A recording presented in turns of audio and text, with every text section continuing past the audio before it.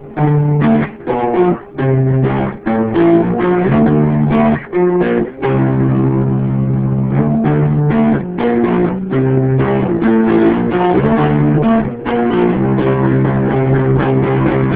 and welcome to the All About X-Men Comics podcast, where you'll find recaps and reviews of all the most recent X-Men comics, as well as previews for upcoming issues. Please keep in mind this will mean spoilers, and is brought to you in a totally uncensored fashion. I'm host Scorpio Moon, a Wolverine fan who one day learned that there are actually other X-Men, and hosting with me is... Johnny Alpha, who now more than ever wants to be part of the new Xavier School. Let's start strong this week with all new X-Men number 18. So after packing exactly one bag of belongings, Kitty gathers her students and they join Warren at Camp Cyclops. And they've been introduced to the idea of living in a renovated mutants torture chamber, as his new Xavier School is housed inside the old Weapon X facility. You know, the one from back when it was still called Weapon X and not Weapon Plus. Anyway, as much as Kitty loves Wolverine, she's enamored by Scott's cleverness, and from there it's all show them to their rooms, and we get to all the little character interactions that make up this book. Eva walks away from Bobby mid-sentence, and you get one of those gags where he keeps talking thinking she's still there, and the poor little guy passes out in the middle of talking to himself. And hey, it's the first real moment of peace for him since Battle of the Atom started, right? Oh, yeah, and the whole thing that, well, it looks like a prison cell. Well, because it used to be a prison cell. Yeah, but you could put up a couple posters, and then, yeah, then I'll look like a prisoner with connections. You know, he had some great one-liners in it, man. Bobby is just too much, man, for real. Celeste of the Cuckoos doesn't like Jean, and comes out and says exactly that. There's nothing to figure out, I just don't like some people. You're one of those people. I love it. But she still gets verbally pwned by Jean Grey. Yeah, and then gets punked by the other two cuckoos. I really like how they're bringing them about to where they're evolving to thinking that they're actually different people from one another. I really enjoyed that. And like the other blonde one is thinking about changing her hair to red since there's already a brunette. So then we can have the best of all three worlds with the cuckoos. We have blondes, brunettes, and redheads. Yeah, and man. Girl outfits. Yeah, talk about something to look forward to. And man, there is really just so much to talk about. With all new X-Men 18, there's really not a moment wasted here. All the interactions are so great. You know, Hank tries to shoot the shit a bit with Benjamin, you know, who's watching Dazzler on their mega computer TV. And, you know, Beast just wants to tinker with some tech and stuff until he's approached first by Magneto. I mean, look, you know, they've done this before. It's kind of like, oh shit, weren't you recently just trying to kill us? Now you're in charge of the school. You know, Magneto has that history with the X-Men. We have that history with Magneto and the X-Men. So it's not the first time we've seen something like this. And, you know, they don't try and really milk it too much either. You know, Hank actually kind of insults Eric's computer skills and then realizes who the fuck he's talking to and maybe thinks, oh, yeah, I should be a bit intimidated here. Yeah, he told him it was cute. You know, you put this together cute. It was pretty funny. Yeah, man, I got a kick out of that, too. Magneto just kind of glares at him, you know, through his helmet, and he literally just says, I understand the unspoken context of the situation. Right. And then just kind of, you know, walks off panel, off screen. And then secondly, Jean strolls in, and they finally address that kiss they shared. Beast is just pissed that she ran off with Cyclops during Battle of the Atom. So they're having this epic argument about everything. Jean almost loses her shit. I think kind of showing flashes of, like, temper tantrum, Xor and Jean style. Until Cyclops interrupts, and who knows how much of all this he heard. And Benjamin is just sitting there watching all this unfold in shock. I mean, like shit literally falling out of his mouth. Just the little panels of his face watching it. I mean, it was better than any TV show he could have been watching at that time. Yeah, man, he had his soaps. I don't think he was watching Dazzler anymore. Where are you going to get that kind of drama besides from the original X-Men? You know what I mean? They created the soap opera on paper, so I mean... And there's still so much more here. I mean, this is really a packed issue. If you've ever complained that the all-new X-Men book feels too short or too slow, well, I think that's fixed at least for this issue. But, yeah, I mean, you know, Kitty and Magic have some time to just chill and talk. You know, it's kind of soft and emotional, you know, mostly about Colossus. Ileana really misses her brother. You know, the emotional moment gets to her. Like, you know, she goes in for a hug and just runs right through a phased Kitty. Great interaction between two past friends. I don't know, it's really touching. Magic goes to hug Kitty, and Kitty phases, and Magic falls right through it. She's like, I'm sorry, I didn't think you were going to hug me, because you're not like a hugging person, Ileana. I know it was really, really funny little scene between them two, too. I'd have to say my favorite interaction is when Magic actually had to explain to Beast that she was actually just Magic. You know, that was hilarious. Young Henry just couldn't get it through her mind. She actually just does shit with magic. You know what I mean? That really just had me rolling. Yeah, it's all in the name, bitch. That, and then there was another classic one between Bobby and Kitty Pryde, because he's got that whole thing where he's kind of really turned off by Kitty because his older self is boning her, and he kind of is scared of her. So it was really hilarious, the whole thing that you're just gonna take everything out on me because I broke up with you. And she's like, I broke up with you little shit. And he's, oh yeah, just hilarious. That's actually a really good point. I kind of forgot how reciprocal it was. Because when I was reading this, I kept thinking, you know, Iceman thinks Kitty is taking out her anger at present Iceman on him. But yeah, I forgot, he's not exactly too keen on the whole idea either. He doesn't want his own sloppy seconds. Right. And I have to say, man, I kind of like the new outfits, man. They're 90s to the core, but I don't know. They seem to be really working for what they're trying to do with this book. And I'm really happy that they finally took in this team and they've put them at the Xavier School. Because if you've read All New X-Men from the beginning, it's always had to do with the Uncanny team and the new X-Men. I mean, the All New X-Men, the X-Men from the past. So the fact that they were at the Jean Grey School kind of really made the book hard to follow sometimes. So now that they're there, I don't know, it's a little more fluid, you know what I mean? It's probably where they should have been from the get-go, but it made more sense for Battle of the Atom for them to be at the Grey School at that time. So I get why they worked it out like that. So I'm really happy that this book's evolved to where it probably always needed to be. Yeah, plot-wise, it really did kind of have to start that way. There's no other way around it without kind of, I think, just making it too awkward or not really work as well. But yeah, it really is. There really is something kind of refreshing about it being here. You know, I love your idea. You know, Cyclops, the leader. You know, he's the only one who's kind of like, you know, like awake to make it. Like we're actually showing Cyclops just like, you know, being strong, being leadershipy, and yeah, like you said, they get new uniforms. I'll kind of miss the old hip-hugging gym short look on Jean. You know, I guess Scott wants the uniforms to remind them that they're not in Kansas anymore, and they have literally been wearing the same ones for, you know, God only knows how long. And then one of the other really cool scenes, you know, Magic shines her big old soul sword and, you know, morphs them new costumes by Magic, which, like you said, Man of Science Beast has a bit of a problem accepting, but there's not too much time to dwell on that because Kitty has a really great leadership speech to give as well.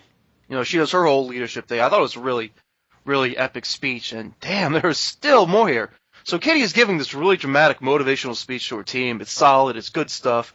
But all Jean can hear is the guys thinking about her. You know, like, so through her telepathy, you're getting all this from her point of view. And obviously, I don't have much experience, you know, like being a girl getting hit on all the time. But the way they prattle on and on in their heads about her, obsessing, comparing, like, even I was starting to freak out and feel kind of uncomfortable. So, you know, Jean just starts getting, like, mega overwhelmed and stressed by it all. And it looks like she's about to have, like, an angry phoenix moment. And that, you know, that stress, it triggers that fight or flight feeling that taps you intuitively into your powers. The next thing you know, she's floating out of control, levitating herself in the air.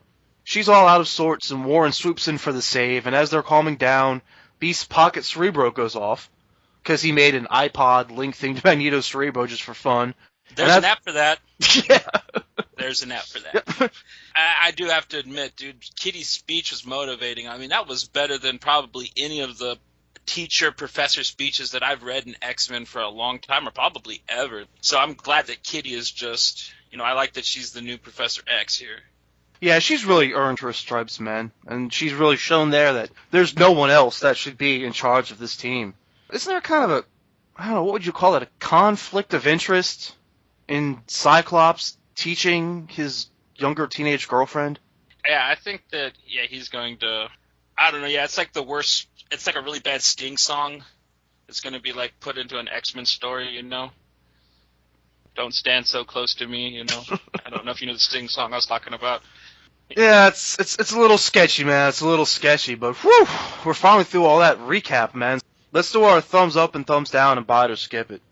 Thumbs up, thumbs way up. This is the X book that really should have just followed Battle of the Atom instead of that shit we had last week. And I'm going to say buy it. I mean, like, if you haven't been reading this title, this is a good jump-on point. It's a good new opening for the series. And if you really enjoy this, you can go back and read the 3 trades of All New X-Men that have come before. And phenomenal reads, but this is actually just a great jump-on point. Yeah, thumbs up, man. Everything from Iceman waving his hands around, pretending he can't find the base, to Eva only half joking about seeing him across an angry crowd of mutants but never being introduced, through the dramatic character interaction, their new uniforms, it all shows how you can embrace the sillier parts of your universe and have fun with it without being overly campy. Hint, hint, Jason Aaron. No pirate ships. You were waiting for it, weren't you? You were waiting for the pirate ships. Yep. But I mean, really, getting back to that one scene, I think it's really so much summed up in that one scene where Kitty and Magic are talking. Magic goes in for the hug, but Kitty, was expecting anything else but that, and, poor Magic phases right through her and, gets a face full of snow for her troubles. It's so telling, but, it's just kind of so sad in a way, Like, it's almost like it's kind of a slapstick moment, like, whoop, missed the hug and hit the snow. But, it's so sad that, Kitty would never expect, like, anything emotional from her like that. Like, to do something slapstick and play it for dramatic effect is just, once again, perfectly how you can have your silly X-Men stuff, but have it be serious and meaningful. So this is kind of an awkward compliment, maybe, but, like, as bad as I thought Amazing X-Men was, is how good I thought All New X-Men 18 was. That amount of it was in opposite directions. It's the other side of the coin. I completely agree. So yeah, I'm gonna go buy it. And like you said, jumping on point, it really felt like a first issue kind of thing for them. It was also a perfect Battle of the Atom aftermath. Once again, like you suggested, man, this really should have come out last week to keep the momentum from that ball rolling. Okay, on to Marvel Knights X-Men #1. When Rachel is hit with a psychic impression detailing a young mutant's murder, the team traces the source to a tiny southern town, a little one, barely on the map. Some quick research shows a few other mutant signatures in the area, and a shit ton of missing persons reports all around. Wolverine isn't going to sit around when he can tell that mutant children are in trouble, and immediately decides, they're going to go in guns a-blazing.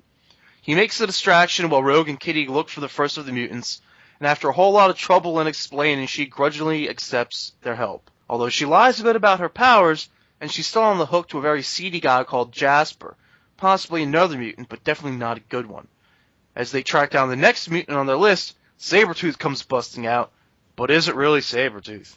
Yeah, and I gotta admit, dude, I really like kind of the weird horror movie feel that this book has. And I have to say, dude, I've actually been there, and this is a very proper representation of West Virginia. Sometimes in these books, they try to portray these places, and I'm like, that ain't nothing like what it's like. But this really had the feeling of West Virginia in it, and the art style was a little rudimentary. It took me a little while to get into it, but it's a little more cartoonish. But at the end of the book, I really enjoy it, and I like the coloring and everything in it. So, yeah, this is an all-around great book. I like the more mature tone to it. Since it is a Marvel Knights book, they didn't drop the ball there. It's got a really hard-hitting style. They got that weird, I don't know, I think the girl's on some kind of weird mutant ecstasy pills that she stole from the bikers. Pretty sure we're going to get filled in about what all that stuff means in the next subsequent issues. So, yeah, dude, solid reading experience all the way around. Fucking. Yeah, I liked it, man. It really was like an X-Men horror comic. Very dark and spooky. Lots of atmosphere. Like you said, the visual art is, non-mainstream, to say the least, which I know is a turnoff for some. It's not a very high, realistic kind of style, but there's still a lot you can do with that. Like the dreadful look on Beast's face when he suggests that there being too many mutants in the area could suggest that they were brought there for, bad purposes. Yeah, the art style, it really lended to how I feel about this book. I kind of hinted this to you when we were talking earlier, how we talk about X-Men Legacy as the Vertigo X-Men book. This one is definitely the Image Comics X-Men comic, from the art to the storytelling to everything. I mean, it basically is like, if Image Comics got a hold of X-Men, this is what the first issue would have been like, I guarantee you. Yeah, man, Image Comics X-Men, I like that. And I really did dig the psychedelics that you brought up, too. I wasn't expecting them, but they kind of made the book for me visually. On kind of the bad, or at least the in-between side, this book is going to poke some holes in your brain continuity-wise. Marvel Knights usually get some room to roam, but this doesn't as much. I mean, it's a very fitting in-universe story, even touching perfectly on the idea of Wolverine and Cyclops' war of ideas, and questioning if this world really does force mutants to choose a side. Then again, Kitty is in it, which doesn't work for the current stuff. Although then again, she's still unkillable, so I think that some of the other titles, it's going to take them a little while to get caught up. I see it kind of how, when you're reading Cable and the X-Force and the Uncanny Avengers are in there, but the Uncanny Avengers are fighting their own battle in their own book. I kind of see this as like that, you know what I mean? We can't really hold this to the standards that the actual X-Men books are going with because it's kind of loosely connected. So it's just not caught up yet, you know what I mean? It's got to do its own thing, and then maybe it'll hit where the rest of the books are eventually. Yeah, that's one of those things that you kind of just have to live with in comics. I mean, it's kind of one of those things that I wish editorial would do something to tighten up a little bit more, just for the sake of the fan perspective. But yeah, I get you, man. That's kind of just one of those things that you kind of deal with. I mean, Marvel Knights is only going to be a mini anyway, as far as I know, so it's not like it's really something you got to put up with. It's just kind of going to be one of those things. So, thumbs up or thumbs down, and buy it or skip it.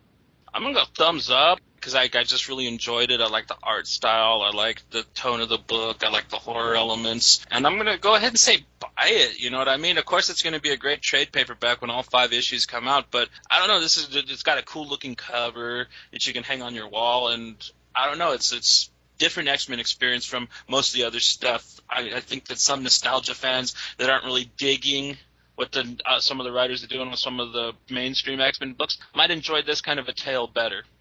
I'm going to go thumbs up. I think everyone is more or less characterized really well. Marvel Knights or not, it feels like a solid exhale so far. But skip it. I've probably recommended buying books of less quality in the past. And I mean, it's a good X-Men issue. I'm not going to say run from it. And I'm probably going to regret this, but I just don't really get to say skip it a lot. And this will probably be a lot more fun to read as a Marvel Knights X-Men trade paperback. Moving on to Savage Wolverine number 11. Well, this is always a short segment, and 3 issues was criminally short for Jock's run on Savage Wolverine. So the kid in the series is basically a little Wolverine, complete with healing factor, claws, and adamantium skeleton.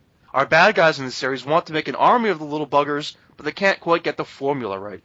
This guy was their one success. He's a true mutant, and the vial is just full of poison to wipe out all the little failures with, basically. Wolverine can't bring himself to do it, but his little sidekick can, and that sounds the alarm that, sends in theory, sends more bad guys on the way.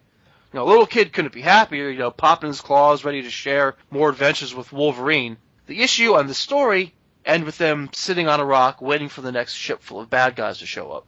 Right, and I mean, sure, it could have been longer, they could have did more with it, but I thought for what it was fun. It kind of reminded me of, like, if, student made like a short film about Wolverine. Of course, there could have been a lot more story. There could have been a lot more depth to it. But hell, maybe this is all Jock had in mind, from the get-go. And as far as it goes, man, even though it's 3 issues and there wasn't much to it, it's probably one of the best Wolverine books since Marvel fucking now popped off with these 3 Wolverine titles, in my opinion. So, well, it's certainly one of the bravest. So do you think Jock wrote a kind of little metaphorical Wolverine adventure for him and his son? I think that's definitely, because you've been hinting at that since before this first issue came out. And at first I wasn't seeing it, but then with the whole thing about like how he's going to try to make the best of the time with the kid because he doesn't know exactly how flawed his manufacturing could be or if he's going to live as long with them. So he's going to try to show this kid what's what and be good with them and stuff like that. And then the whole little shared thing where they pop their claws and get ready for the aliens, that really felt like a father and son thing. So definitely think that this was like a little I love you, son from Jock. And how cool is that? I gotta say, I would fucking love it, man. And his son got to make the cool little YouTube video and thing advertising it. You can't really ask for shit cooler than that, from your dad. So do you want to go thumbs up or thumbs down and buy it or skip it? I'm going to say thumbs up. I really love Jock's art. I really like Jock's idea behind this. It was a little short, but I'm going to go ahead and wait for the trade paperback for this to come out. It'll probably be like a little double story one. So, you'll probably get like 2 quality reads out of the trade for it. So, yeah, just go ahead and get the trade. I got to go thumbs down. It's just an incomplete, abandoned feeling story. There was some fun along the way. Actually a lot of fun along the way. But I think the issue itself is just ultimately unfulfilling. You don't really get much more than a glimpse at what the story would have been. And like you said, maybe that's all Jock ever really had planned. But if your enjoyment of a story depends heavily on plot, then you're probably just not going to be happy with it. So speaking for just this issue, I'm going to go skip it unless you don't have any issues from this run. There was never much story, but it's stunning visually. Wow, kind of like the Prometheus movie. But anyway, everyone should have at least one issue from this arc, just to get a glimpse of Jock's sci-fi take on Wolverine. Speaking of Wolverine, next up is Wolverine number 11. At least Savage Wolverine was a little more adventurous, whereas Wolverine number 11 was, at least to me, just plain boring. So in traditional supervillain style, everyone is just toying with Wolverine. There's a good chance the whole supervillain team could rush in and take him out like they've always wanted to, but under the guise of wanting him to suffer, they make it unnecessarily long and drawn out. Maybe they're just afraid to face him until he's completely worn out. Between having no super healing power and possibly it's hinted, whatever the acupuncture guy hit him with, Wolverine is susceptible to all sorts of voodoo and poisons and gases now. So here we have Wolverine guilt-tripping like crazy. Kitty is stuck in this, the mall cops are stuck in this. But even, hey, he did tell them to get out immediately in the last issue. He's feeling all sorts of new pain, barely able to keep his wits about him. And as he fights a losing battle in the shopping mall that was built over his boyhood home. I mean, Jesus Christ, man, if you're into Wolverine suffering, this is another good one. I mean, where they lay it on pretty thick. So anyway, Wolverine and Kitty are trying to save these mall cops who got caught up in all this.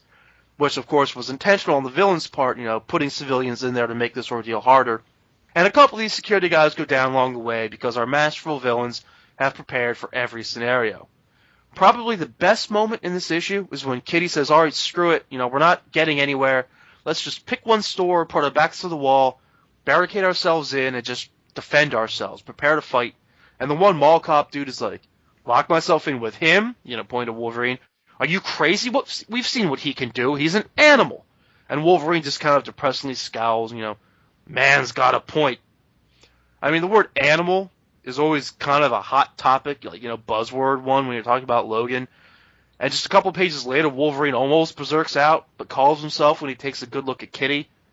But at the end, Wolverine puts Kitty in charge of the remaining mall cops and runs off alone, only to, of course, get blindsided and knocked out, or at least knocked down, by shitty new Silver Samurai. In the most dramatic last panel we'll ever see in our lives. Dude, honestly, they should just fire the fucking solicit writers, you know what I mean? Honestly, they want you to I think they hire these people so people think that Dan Slott's actually talented, Because that was by far.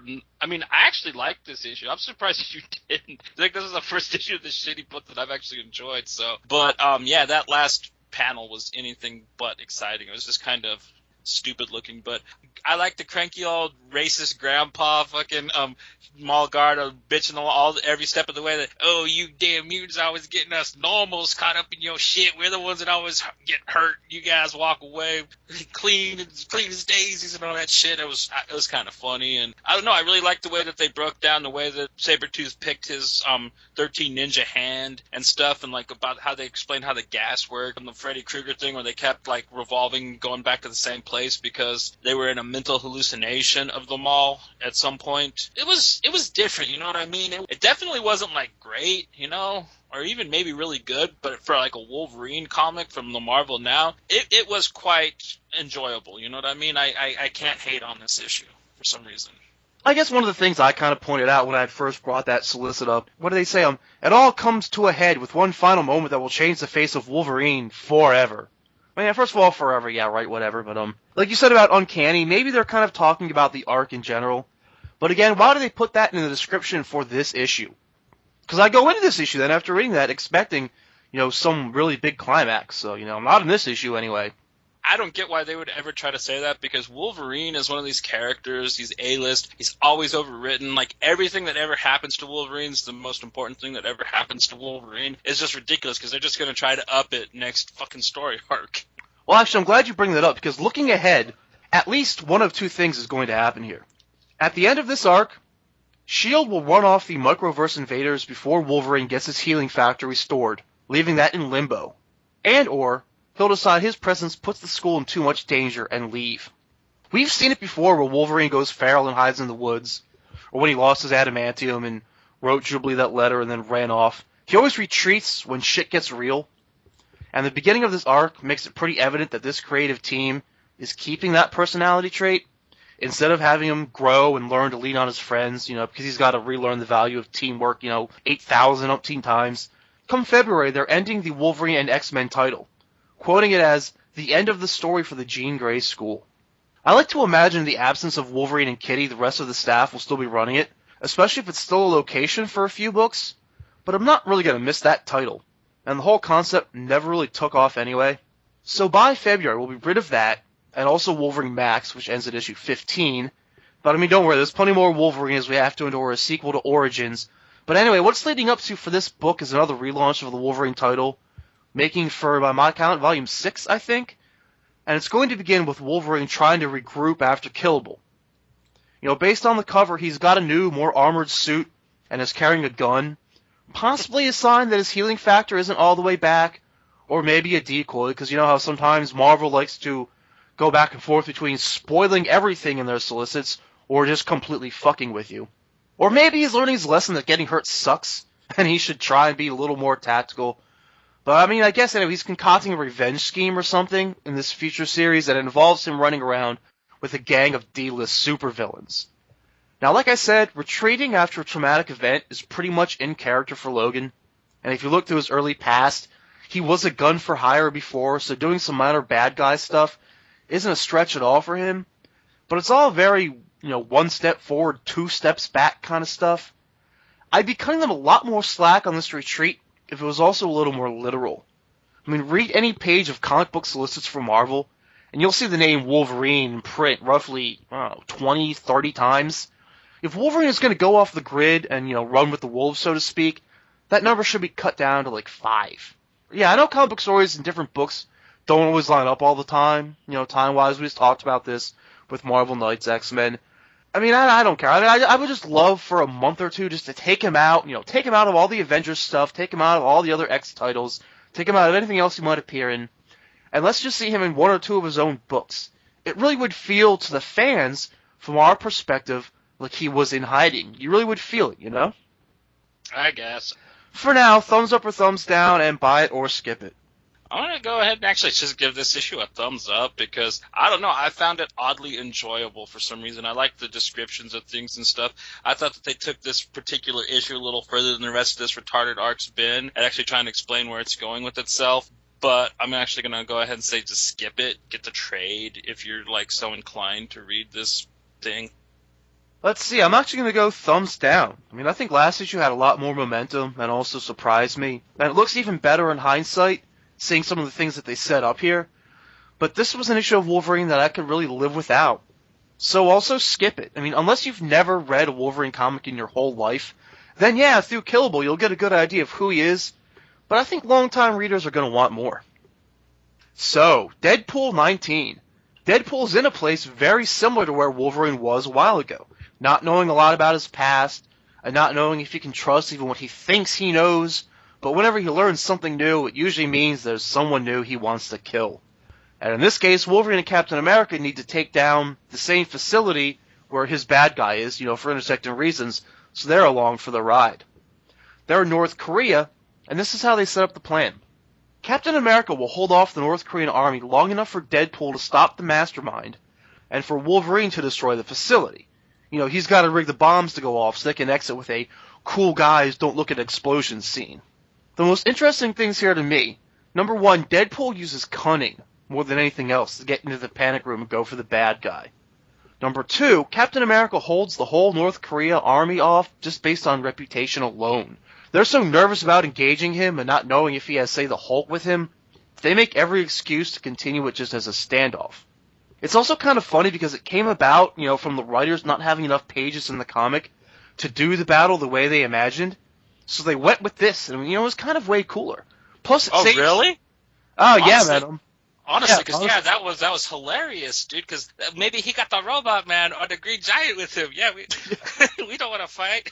I really like the way that they're playing with the hot button issues of what we're actually kind of going through with North Korea right now. So that was kind of cool of this issue to kind of sidestep the normal silliness of Deadpool and kind of put something like that. And like you pointed out, dude, he uses cunning. This is actually the most mature and thoughtful I've ever read Wade ever. You know what I mean? It was kind of a really interesting issue to see him step back and actually think for once, Yeah, you see him lay down, it almost kind of looks like, he's putting down his weapons and he's trying to make this impactful speech or maybe almost be sorrowful or something. But he's not talking to the bad guy, he's talking to the person locked in with the bad guy, who also just wants it to end, and that's his plan, to get her to let him into the room. Plus, as he's kind of like laying himself down, what he's doing is just putting himself into a lunging position so he can sneak through the door the second it opens. And I gotta say, for all the kind of X-Mini, A+X kind of crossovers that they've done with Cap, this is about the best that anybody's written him. They've actually wrote him as like the sentinel, the man of truth that he's supposed to be. And I really like that through this, he's actually kind of started to respect Wade, and Wade's kind of on Cap's good side, you know what I mean? I never thought that would happen, and it was almost really neat in this issue.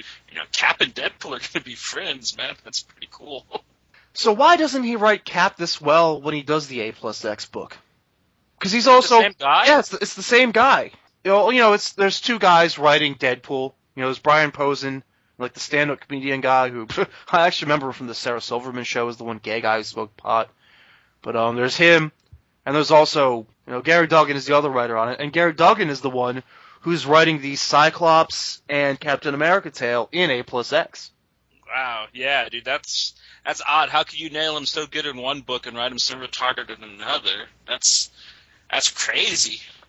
Yeah, man, I don't get it. Yeah, I wish you could write him in that book more like he does in this book.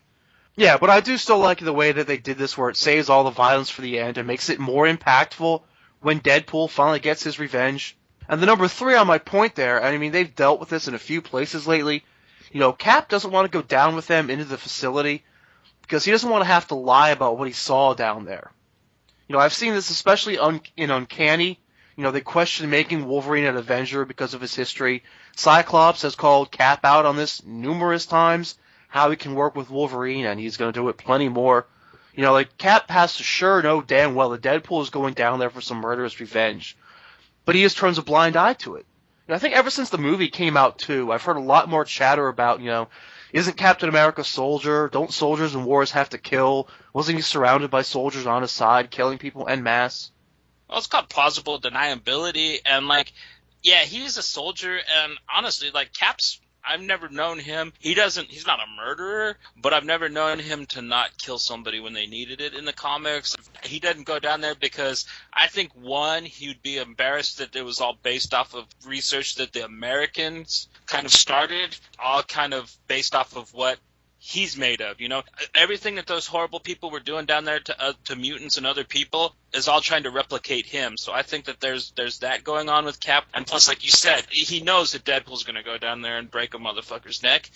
That doesn't mean he has to go down there and help him or watch him, you know what I mean? And not to mention, it was really cool. He just stood there at the gate and scared the shit out of the entire North fucking Korean army. I mean, it was just a few panels long, but man, was it just really made the book. If they actually would have went to war with the Korean army, I don't think it would have been as cool of an issue as them just fucking being terrified of him standing there.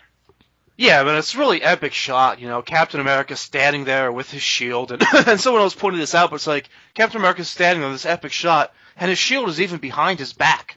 He's not even holding it up in front of him in a battle pose, he's just standing there. And the other thing you bring up that they did mention in that interview was, how crazy it is, how cool a moment can come from just, the restrictions of what you're doing. In the interview, he compared it almost kind of to that scene in the Indiana Jones movie where Harrison Ford, had diarrhea or something that day, so he didn't want to do the fight scene. So after the guy does all the crazy sword shit, Indiana Jones just shoots him. One quote they used, sometimes adversity can be art's best friend. They had intended to have Indiana Jones fight the guy, but because Harrison Ford didn't want to do his stunts that day, they got what ended up being one of the most iconic scenes in Indiana Jones history. And then, same thing here, it's they intended to draw a big battle with Captain America, but then they're fuck, we don't have enough pages to have Captain America fight the North Korean army. So, let's do it this way instead. And it becomes one of the coolest things about the book.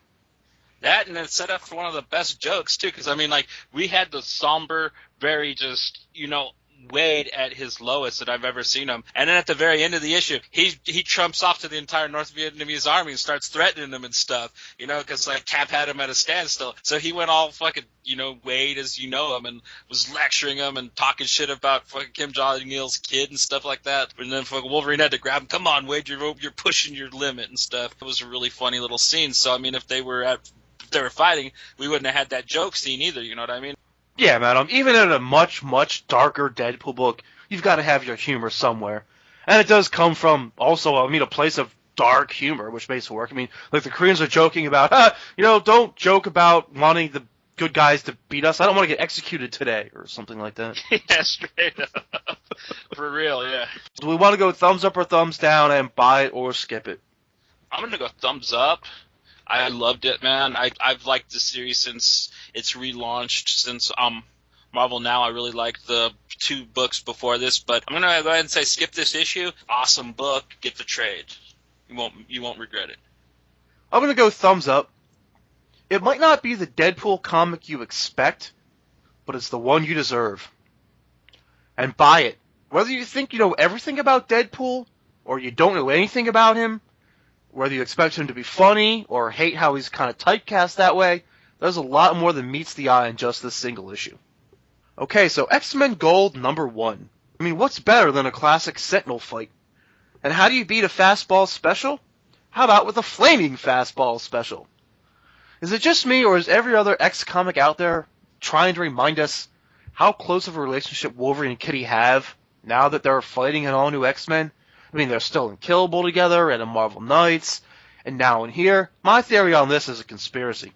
Yeah, I think that the little part with Kitty and Wolverine at the end of like that story that you're referring to was a little kick in the balls for that she left him. I really don't bear any credence to your she's a double agent thing, man. I honestly do not. I think that the way she left and everything, I think it's driving really well, and I think she really wants to be part of the Xavier School. That's just how I see things. So by a kick in the balls, do you mean like it just hurts you in the feels, or do you mean like it's kind of insulting? Show them together. Well, no, yeah, it was just like a kick in the balls to like Wolverine fans, that are like, "Ooh, she left him for Scott Summers," because they would be together forever. He'd always have my back and I'd have his. That iconic line. You know what I mean? And like, what else we have this week? She left his ass because he's a fucking little troll that fucking doesn't know the value of friendship. Yeah, apparently based on his recent actions, it kind of seems like he really doesn't. I also find it kind of funny that Stan Lee writes his story about everyone desperately trying to date Jean, but like in a fun, silly way, compared to the more jealous, angry, like rapey subtext over in All New. Which really makes me think that like Goldballs is probably going to get the hook up with Jean, because oh god, because like honestly, like Scott and Beast are just they're going full retard with it. You know what I mean? Like, I think Tempest has more of a chance with her now than fucking say it's either Scott or Beast.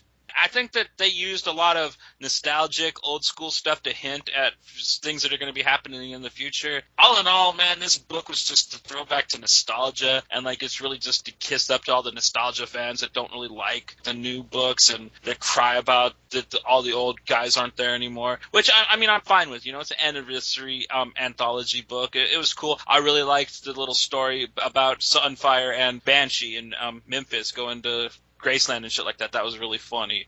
But yeah, I mean, I think a lot of it was just trying to, show how there was always these rivalries that actually never existed until recently in the past.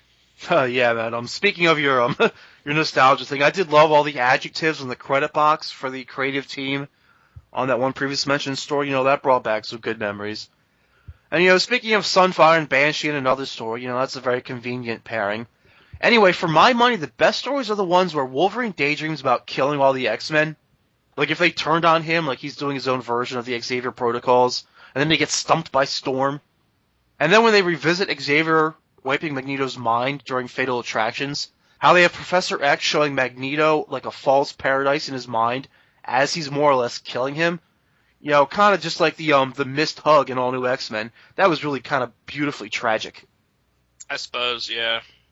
And Fabian Nicieza, who wrote, that particular little piece of the anthology, also wrote, I think, a lot of the majority of, a good part of it. He wrote a lot of Fatal Attractions. So, for him, that was a nice chance for him to put something on top of it. But do you want to go thumbs up or thumbs down and buy it or skip it? I'm gonna go thumbs down. I don't know. It wasn't really anything that I'm too interested in right now. It's a throwback to a lot of the shit that I'm actually trying to forget about from X-Men Past. But I'm gonna say buy it just because it's got a great cover. It's a nice little thing that every X-Men fan should have, whether you're really enticed or amazed by it. You know, it's a fucking anniversary book, man. Get it. I have to go thumbs up because I don't have enough to give a thumbs down for. You know, I had a lot of fun with it. There was some sadness and some emotion. It was cool to kind of hop through some X-Men history. But I'd probably go skip it. There's not a lot of real, fulfilling storytelling here. And I honestly did kind of find myself just kind of skimming through some parts, if I'm honest. Right. Okay, so on to our previews. Let's start off with Cable and X-Force number 16.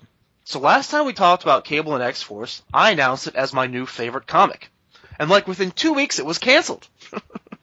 Hey guys, I really love Amazing X-Men. It's just the comic I wanted.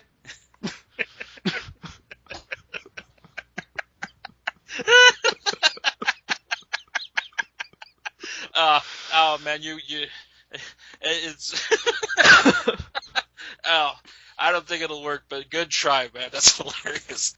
Cable and the X-Force going away, man. It's sad, and I really hope they find good places for the characters. You know what I mean? Because I really liked the way that it was going. I really liked the characters that were in it. I liked the whole thing with Domino and Colossus. I really liked that their relationship's budding. I really hope that maybe they go to the Xavier School after this, because it doesn't look like they're going to be in Cy Spurrier's X-Force title.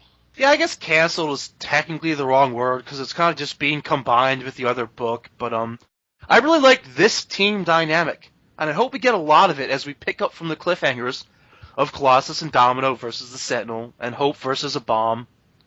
I mean, seriously though, they just got a fresh start on the story, but instead it's ending. Canceled was the right term for it, because otherwise they wouldn't have just like restarted and then just like, oh wait, it's over. You know what I mean?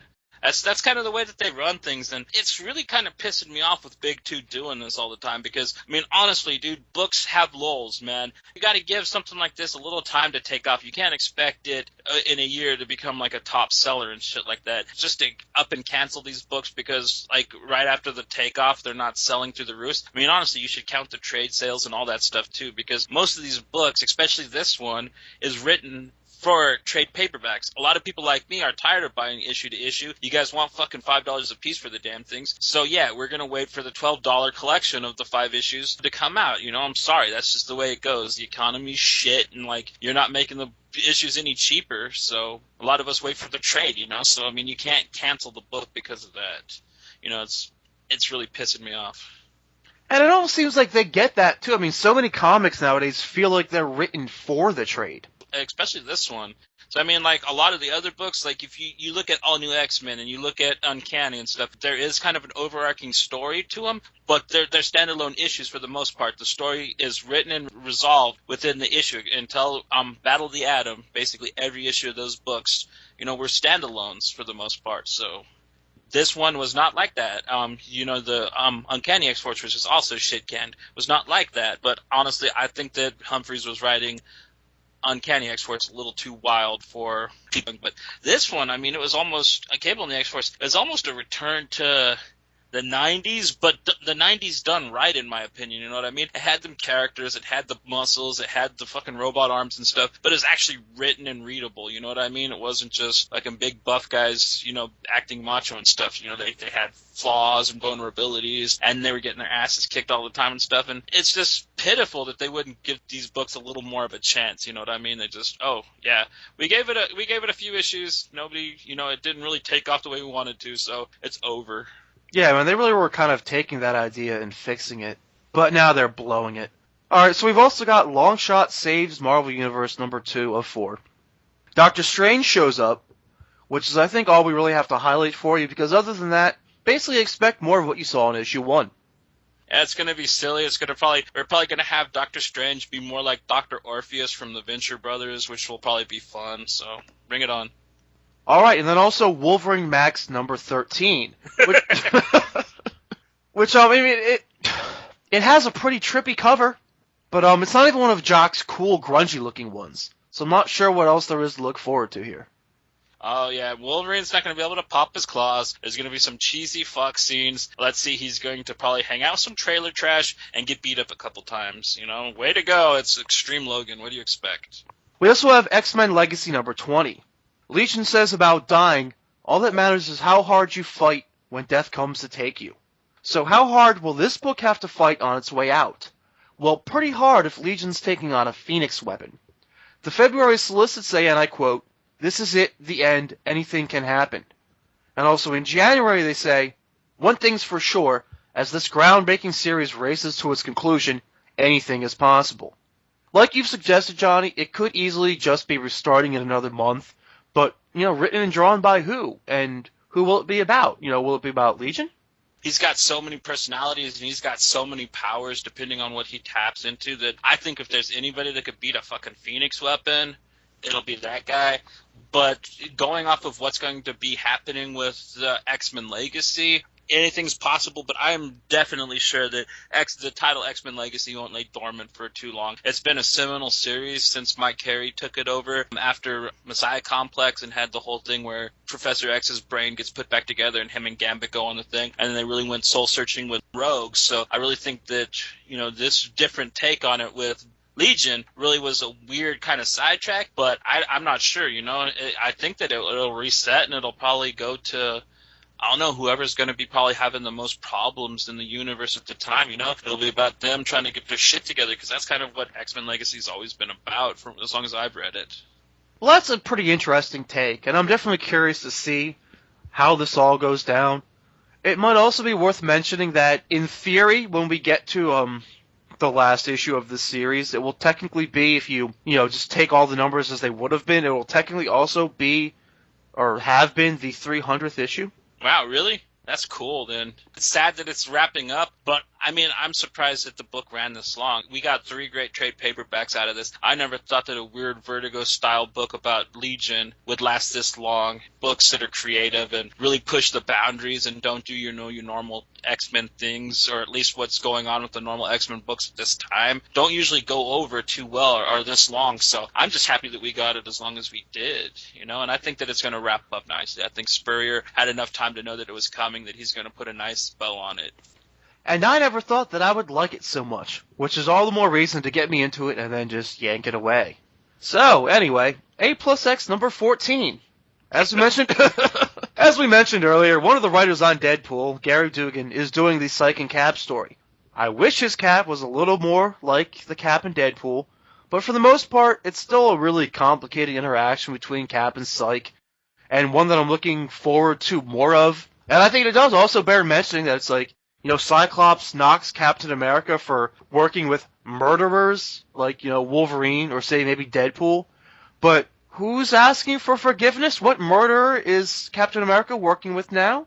Cyclops? Well, the thing is, man, and I will scream this until the day that I die. Dude, Cyclops was possessed by the Phoenix Force, which was inflicted on him by Tony Stark, you know what I mean? It's not like he was in his right mind. Not to mention, dude, in the same story arc where, ooh, dude, Cyclops murdered Professor X, how come nobody gives a shit? I hated Dakin, but Wolverine drowned his own son in a fucking mud puddle. You know what I mean? How come, Sykes this murder because Professor X was a good guy, you fucking kill somebody, it's murder. Whether they're good, bad, whatever, you know what I mean? It's killing. It's against the law in the story. And, by the way, they forgave Scarlet Witch for the same thing, for being more or less, going through the same situation, right? Like, Scarlet Witch was, she was possessed, it wasn't her, but, she murdered people, but it wasn't her, and they forgave her, right? Yeah, she caused the mutant holocaust, you know what I mean? The decimation, all that shit. That Cyclops killed one dude. Yeah, didn't Scarlet Witch kill, Vision and someone else, possibly? Yeah, during that whole thing? It's been a while since I read it, but... Yeah, House of M was shit. The only good thing about House of M is what came after it. With the decimation, we got great books like X Factor and X Force and Messiah Complex out of it. But House of M itself was just a useless book. It was AVX, the first version. Yeah, man, well said. I feel the same way about both those events. Both those events I thought they represented some of the worst things about comic books and what comics can do, but the fallout from both of them was pretty awesome. Right, yeah, honestly, I hated A plus X, but I love Marvel now. I really love the whole Xavier, Jean Grey school thing that they got going on. They actually brought the Schism to life because they've been actually trying to get the Schism off the ground for a while now. It's really taken on, and of course it took one of the shittiest books ever to make it happen, but dude, it happened, and like I'm really happy about it now. So Yeah, man. And the other story in A plus X number 14 is Doc Ock, Spuddy, and Magneto. Which sounds pretty cool, right? it's gonna be sexy. Yeah. Wait, no, my bad. You said Magneto and Spidey? Never mind. Wait, is what's his name doing it? Howard Chalkian, Master of Sexy. Oh, yeah, no, I'm definitely not that dude, man. Yeah, man, I don't know. I think the Magneto and Spidey thing actually sounds better than the Cap and Cyclops thing right now, but yeah. And honestly, I would have liked the Cap and Cyclops thing if it was taken with even a little minuscule amount of the maturity that they tackled with the Deadpool series we just covered, man. And honestly, it's the silliest, most retarded thing I ever read, and they're actually trying to tackle one of the most impactful beasts that's going on in Marvel. Yeah, I mean, that's the thing with this book. It's like I look at it and I'm like, ooh, Doc Ock, Spuddy, and Magneto. Like, that sounds cool. Like, they're two villainous characters who are kind of doing good now. Like, that should be really neat. But this book always sounds cooler than it actually is. I mean, they've made a pretty good use of Doc Ock, Spuddy so far. I mean, at least generally whoever writes him in this series writes him better than in his own series. But yeah, it just never comes out as cool as it should, and I'll probably never forgive them for that White Queen, Black Widow fiasco. Yeah, I think there's only one issue of A plus X I liked, and it was when Iron Fist and the Dupe were taking out these drug dealers. Really fucking funny issue. I think it was number 7. But aside from that, it's basically a very useless title. We are also going to get X-Men number 7. Yes! I know, right? I think a lot like All New X-Men was this week. X-Men number 7 is going to be all about all those little character interactions between all the people who share this living space, which will also be important, especially after Battle of the Atom. And with Karima and M, of course, you know, we're introducing a new Lady Deathstrike as the villain. We're going to get a nice 6-issue arc starting right here, and this could really be a top book every week it's out.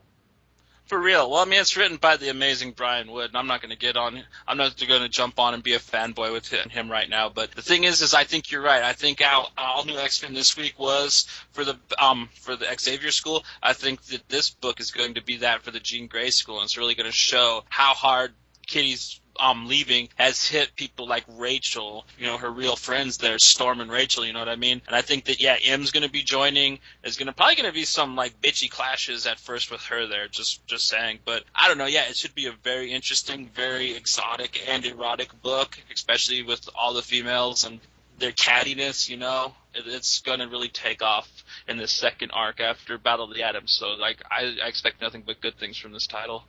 Yeah, man, I think the self-titled X-Men is going to be one of my favorites for a little bit here. We're also going to get Uncanny X-Men number 14. Now, it's been a while since I thought about this, and we are kind of getting back into routine after Battle of the Atom. But remember, Scott's whole thing was kind of militarizing the X-Men. You know, every member is a soldier, even the kids. And what we're going to see in this issue is how Cyclops really runs his school like a boot camp. And why we need the Jean Grey School or some other alternative to provide a balance. I guess. Bunch of hippies singing and hugging trees and shit. But yeah, and I also think that they're going to be getting back to what they were hinting at before Battle of the Atom with that dude that sent that crazy ass Spectre Sentinel after him. You know what I mean? Yeah, that whole thing should definitely not be forgotten. I also gotta say, man, I'm really gonna love this Benjamin Deeds kid, man. Anyone willing to give Cyclops that amount of shit is A+ in my book. That's the thing, man. That's why I really can't get behind most of the kids at the Jean Grey School. They're just all people that carried over from Grant Morrison's All New X-Men and stuff. Bendis went out of his way to actually create all these really awesome new characters like Benjamin and Goldballs and Tempest and Triage, you know? And now with the past X-Men there, dude, it's going to be a wild, wild read, you know what I mean? Like, I really just like the Xavier School so much right now. It's where I'd, like, if I was a mutant, that's where I'd want to go to school at. Are you for serious, man? If you go to school at the Xavier School, fucking Cyclops treats you like he's a fucking boot camp guy and you're a plebe, and he makes you crawl up muddy mountains and kicks you back down the hill and punches you in the face and says, "Go ahead, hit me back. Come on, hit me." And I'd hit him. I mean, it'd be better than hanging out with hippie-ass Wolverine trying to be the dad from fucking Family Ties. Well, I mean, I was debating if I wanted to save this for when we actually review the book, because, I mean, we saw so many of the preview pages. I mean, how do you feel about this shit, man? I mean, Cyclops is, still, once again, kind of a dick. He always is gonna be, dude. That's his MO. He's just kind of like a likable one now that he's all pissed and he wants to fuck shit up. But I never thought that, like, now he's just like some kind of cool guy that like smokes weed and fucking drives a fast car or something. No, dude, he's just like, he's still like, that I gotta be the best, but like at least he's really super motivated now, and he's like, he wants to be the best so he can fucking kick some ass, not so he could just like, so daddy will like me best like he used to be. So, I mean, yeah, he's always gonna be a little cock. I mean, it's Scott Summers, that ain't gonna change. You can make him as evil or as crazy as you want, he's still gonna be a cocky little shit. Well, they certainly have kept him in character that way. Right. Well, I mean, like, if they did, that would have taken it too far, and even I would be crying like a nostalgia fan about that, There's certain things that you can do with the characters. You can take Cyclops, push him over the edge, and make him villain-esque, but if they tried to do too much and make him, like, where he doesn't care, like he's just like some go-lucky guy, it'll be retarded, He's never going to be that way. It's not in his mentality, It's not in his MO. He's a little... I'm best kind of little pricky guy, and whether he's evil or not, that's how he's going to be. Okay, so shall we spike the punch? Oh, yeah! Yeah, man, spike it up, bro. So spiking the punch is a segment where Johnny and I each recommend one non-X-Men related comic. Johnny Alpha, do you want to lead us off? I am going to be spiking the punch with this title for a second time. I used this last month, but I just have to bring it back up again because this issue is just so much better. I love the way that the story is just evolving, and it's Coffin Hill issue 2 from Vertigo Comics, man. And I just gotta say, dude, like, wasn't this just such a great step up from the last issue? Eve Coffin is such a little badass, but she has magic powers, and she comes from a long line of witches and stuff, and basically she's still going to be using these, and she's still going to be kind of this noir PI kind of outside of the law, but working with the cop, because one of her old high school friends, the dude with the tats that she thought was hot but was dating her friend, is the Mayberry cop where she lives and stuff, and she goes to help him look for the missing kids in the woods and stuff, and like he's being a douche, doing his own cop thing, so she goes ahead and steals his cop police cruiser and goes and checks out another crime scene, finds out what's going on with the girl, and the missing girl is a witch herself. So then they go into the woods, and you get a little more in depth of what happened in the woods that night, what happened to her friends, and why she ran away and became a cop in Boston, which is all very interesting. I just love this character. I love Eve Coffin. She's so badass. Like, if I was going to get busted and handcuffed by a cop, I wish it would be her. And yeah, put that in print. Sexy time. Yeah, man, this is pretty unprecedented to use the same book twice in a Spike the Punch segment. I mean, it's technically not against the rules because we recommend them by issue. I mean, you could technically recommend every issue of Coffin Hill. And I gotta say, man, that, I'm not gonna argue with it at all. So there's still this back and forth between past and present, but it's calmed down a bit in this issue and feels a bit more linear. It's very satisfying to see some of the mysterious elements from the first issue come into focus. We go back to that night where she crashed the party. We see how important the defiance of her mother is to her. We're getting background on why she went into the woods in the first place. We see that for a virgin, she's pretty promiscuous, willing to do whatever the other girl won't as she's unbuckling his belt. If this were an X-Men comic, that would certainly be a candidate for sexiest moment material right there. Right. I really like how even though Eve is back in Coffin Hill, like you said, she's still kind of in cop mode throughout a lot of it. I was worried that I'd missed that element, but she kind of forces her way into her old friend's investigation, even though he really wants no part of her. And that's what I love about her the most. I love her attitude.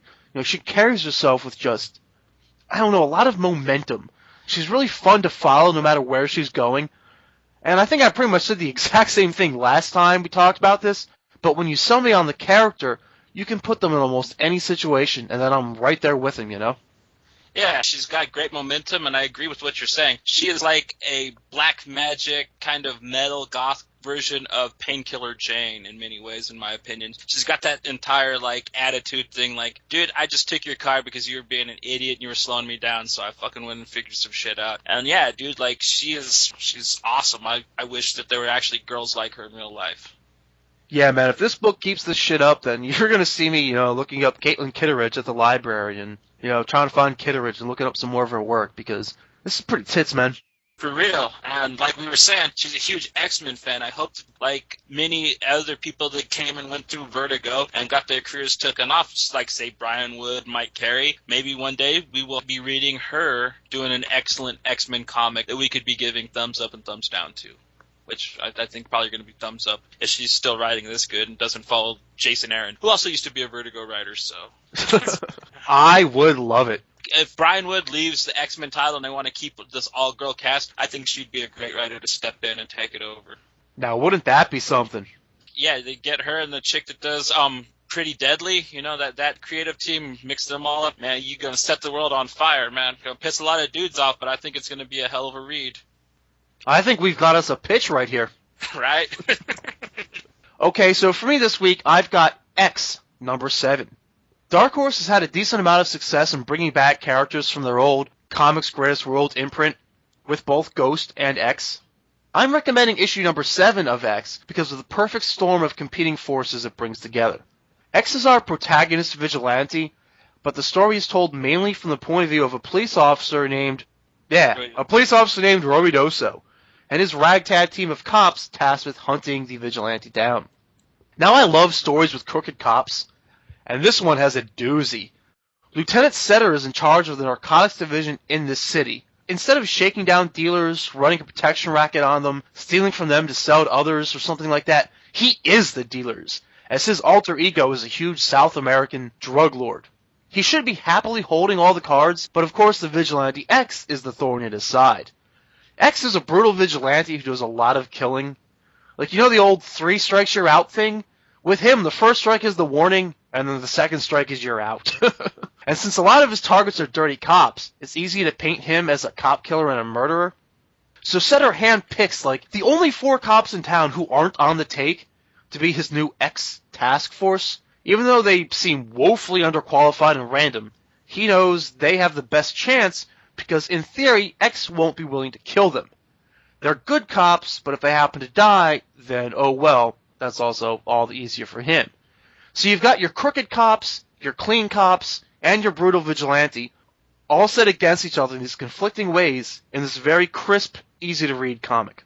Right? Yeah, and I gotta say, it was really fun. It was very well written. I liked kind of the different creeds that the cops have, like the ex-prize fighter actually tried to box X, and the chick cop, I really like that they're actually kind of starting to understand X more than their boss, and they're kind of uncovering that their boss is a shady little crooked fuck. So that's pretty cool. And I gotta say, this book is really awesome for many reasons, but one of the most is it really was the first time I've read anything by the writer Dwayne Scisorinsky that wasn't utter garbage.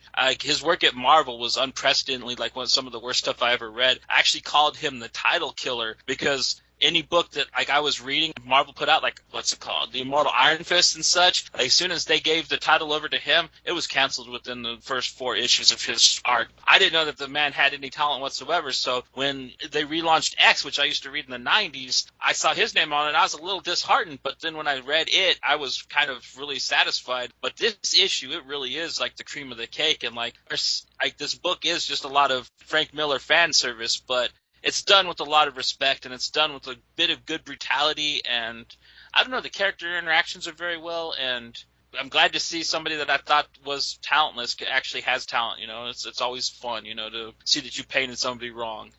If he's the title killer, could we get him to do a guest star thing on Amazing X-Men?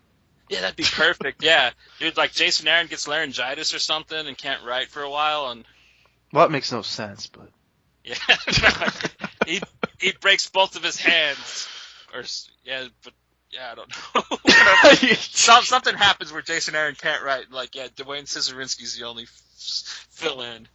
And yeah, dude, because honestly, why are they going to cancel? I mean, we're getting way off topic, but why are they going to cancel all Wolverine and the Archies and leave Amazing X-Men going? I'd rather have Wolverine and the Archies than that shit, bro. But whatever. Let's get back to X. Yeah, they're the same book anyway. But sticking on this author, I don't know how much Valiant you're reading since Valiant came back, but he also writes Bloodshot, which I thought was pretty decent. The only other thing that I've read of his recently is his Judge Dredd books, which are utter garbage. You know, there are so many great Judge Dredd books that come from England every week that they should just bind up and sell to Americans instead of having some crap guy try to do Judge Dredd for Americans and release it at IDW. But yeah, I don't want to rain shit on Dwayne Scisorinsky when I was actually complimenting the poor bastard.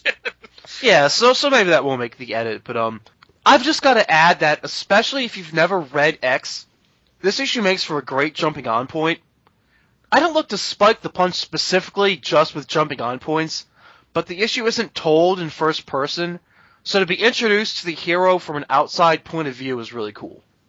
Yeah, I mean, it kind of, if they made a movie about X in 80s or 90s, this is kind of how the story would have gone. You know, you would have followed this character that was like the one good cop. And so, I mean, basically it's like a throwback to like classic kind of B action films with, I don't know, some really good writing behind it and some awesome art. So.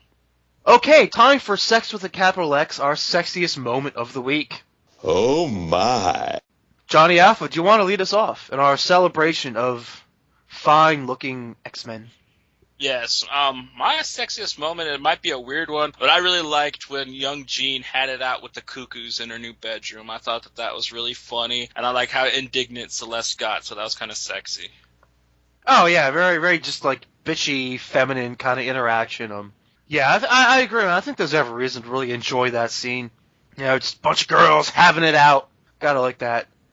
For me, I've always wanted to use this, and I guess it's my last chance, which is why I'm doing it. But Jean's old school outfit in All New X-Men 18. And yeah, I get it, you know, Jean is supposed to be young. I'm just talking about the outfit here. I always thought it was really cute how they made it like a hip-hugging gym short kind of thing. It's old and new at the same time, but what I love the most is how they gave it like a girl next door kind of vibe that way, you know, which is a concept we can all relate to. Especially with Jean Grey, because that's basically how they write her, so... She's like the hot little redhead next door that anybody can fall in love with and everybody does type of thing. Yeah, exactly. So once again, it's just kind of like, it's just girly shit done well. Okay, so don't forget that www.facebook.com/allaboutxmencomics podcast is our new preferred home on the web. Whether you prefer to stream or download the show, the link for it will be there. So, see you next week.